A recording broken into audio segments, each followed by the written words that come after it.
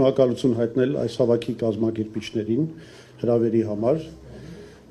Շնորհակալություն հայտնել նաև նրա համար, որ շնորհիվ այս հավաքի մենք նորից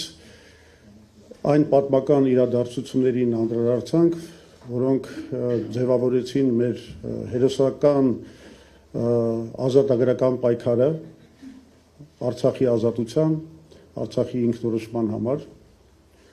Դրանք իսկապես հերոսական էջեր են եւ մենք երբեք չպետք է մոռանանք այն միասին անցած ճանապարհը, այն նվաճումները, որ մենք ունեցել ենք, բայց նաեւ պետք է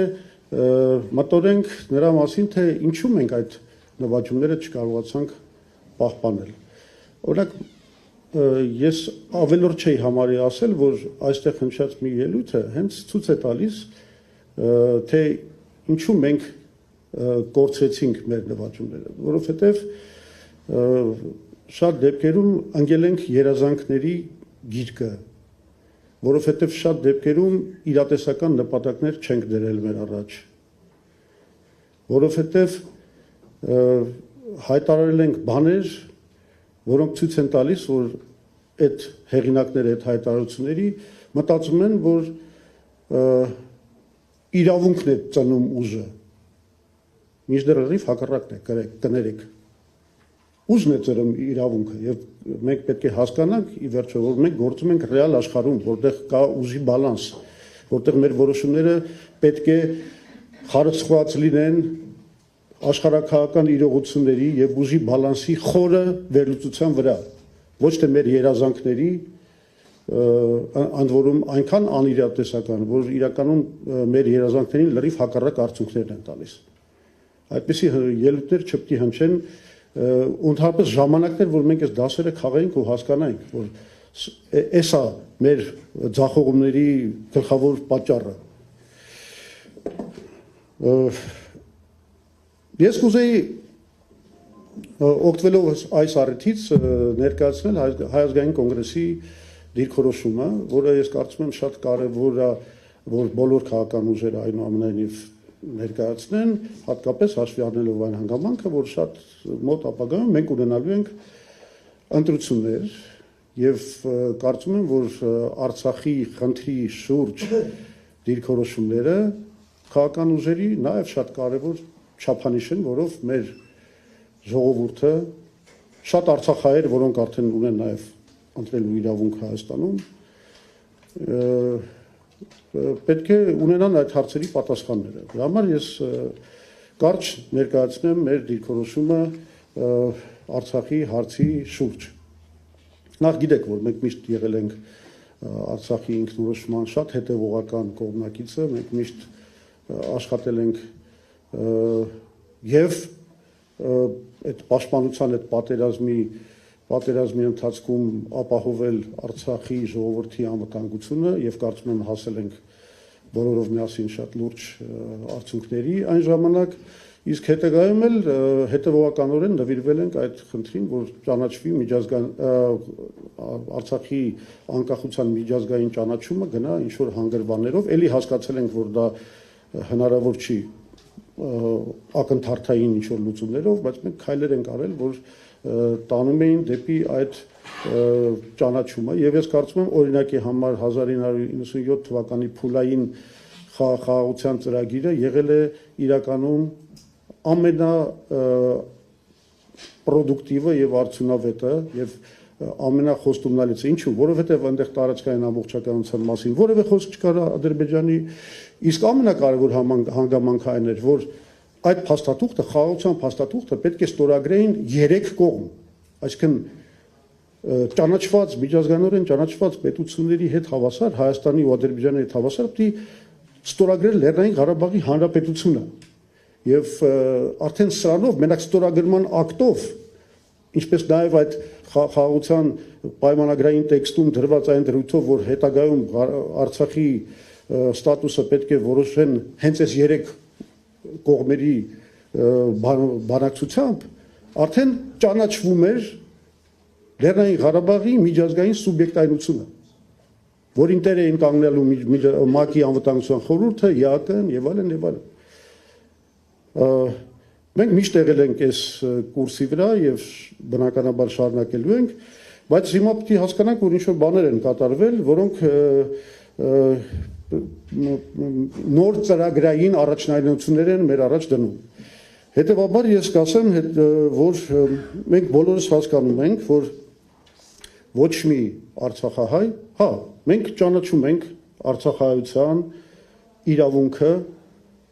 դեպի պատմական հայրենիք վերադարձի, ճանաչում ենք եւ պաշտպանում ենք, այդտեղ որևէ երկ իմաստություն չի կարող լինել։ Բայց մենք նաեւ հասկանում ենք, որ կան իրողություններ, մասնավորապես այն, որ այսօր ոչ մի արցախահայ առողջ դատողությամբ խելքը գլխին մարդ չի գնա բռնապետական Ադրբեջան ապրելու։ Չի գնա, որովհետև դա ունիտար Ադրբեջանը, որտեղ դատախազներին, միլպետներին նշանակել են Բաքվից կամ ադրբեջանցի կնշանակեն կամ հլու հնազանդ կամակատարներ, որոնք չգիտես ինչ ձևով կոտնահարեն հայերի իրավունքները, պետք է ինտեգրվեն, դառնան Ադրբեջանի քաղաքացի երեխաները պետք է գնան ադրբեջանական բանակում ծառայեն, իսկ համակարգային հայատյացության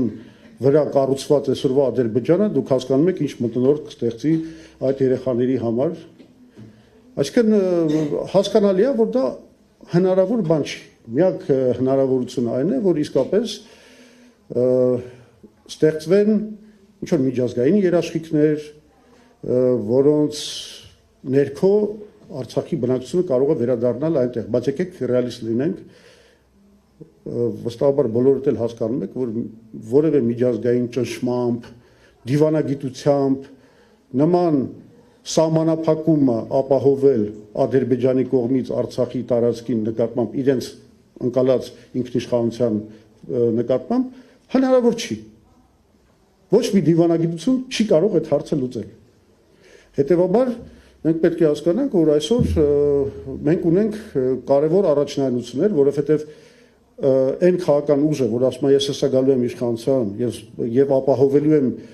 Արցախի վերադարձը դեպի Արցախահայերի վերադարձը դեպի Արցախ, ինքը ըստ էության ասում է, որ ես գնալու եմ չեղած բանակով պատերազմելու։ Էս է ասում, ուրիշ բան չի ասում։ Հետևաբար մենք կարծում ենք, որ եւ մենք գնալու ենք ընտրությունների այս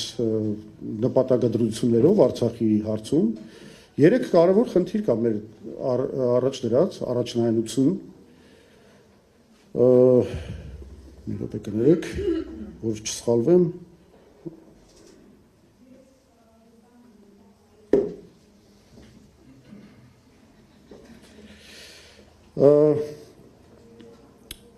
ուրեմն այսօր մեր առաջնային խնդիրները հետևյալն են։ Նախ գերի վերցրած մեր Լեռնային Ղարաբաղի Արցախի Հանրապետության ղեկավարների վերադարձը։ Այս հարցը առաջնային հարց է, որը պետք է լուծել։ Եվ դա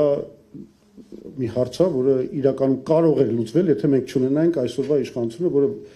ոչ կարողանում է այդ հարցը լուծել, ոչ էլ ցանկանում է այդ հարցը լուծել։ Երկրորդ առաջնայնությունը դա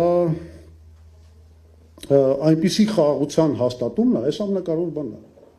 Այնպիսի խաղաղության հաստատում, որը կդադարեցնի այս սողացող կապիտուլյացիայի ընթացքը։ Մենք այսօր գտնվում ենք սողացող եւ չդադարող կապիտուլյացիայի ընթացքի մեջ։ Այսինքն եւ արցախցիների համար եւ հայաստանցիների համար, բոլոր հայերի համար հիմա կարևոր է, որ այս process-ը մենք կանգնացնենք, գոնե մեր միջազգայինորեն ճանաչված սահմաններում, պաշտպանենք մեր պետությունը։ Այս process-ը կանգնացված չի։ Մենք գտնվում ենք ընթացող կապիտուլյացիայի մեջ։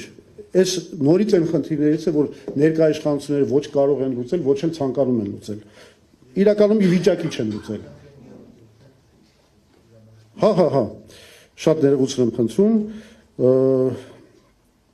Եվ երրորդ նպատակը դա կարծում եմ իրատեսական պետք է լինի հետևյալը։ Եթե մենք ուզում ենք ապագայում, երբ որ դրա համար պայմանները ստեղծվեն արցախահայության վերադարձը դեպի պատմական հայրենիք, մենք նախ եւ առաջ պետք է պահպանենք արցախահայությանը որպես հզոր համայնք, որը բանա իր տեղը ունի, ինչ որ շփվում է ինքը իր մեջ, իր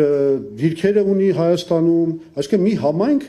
որը չի ցրվելու ամբողջ աշխարհով, որովհետև Հայաստանի կառավարությունը չի ցանկանում Արցախայցյան հարցերը լուծել, կամ մեզ պետք չի նաև Արցախայցյան համայնքի այնպիսի կարգավիճակ, ոնց որ իրանք իզգոյ լինեն այս երկրում։ Դա էլ պետք չի։ Մենք պետք է ունենանք ուժեղ համայնք, դրա համար մենք պետք է ապահովենք, որ այդ մարդիկ, որ Արցախում բժիշկներ են աշխատել, չգիտեմ, փաստաբան են աշխատել, դատախազ են աշխատել, ոստիկան են աշխատել, նրանք կարողանան նույն զբաղմունքով զբաղվել Հայաստանում, դառնան մեր հայոց աշխարհի լիարժեք անդամը։ Այսինքն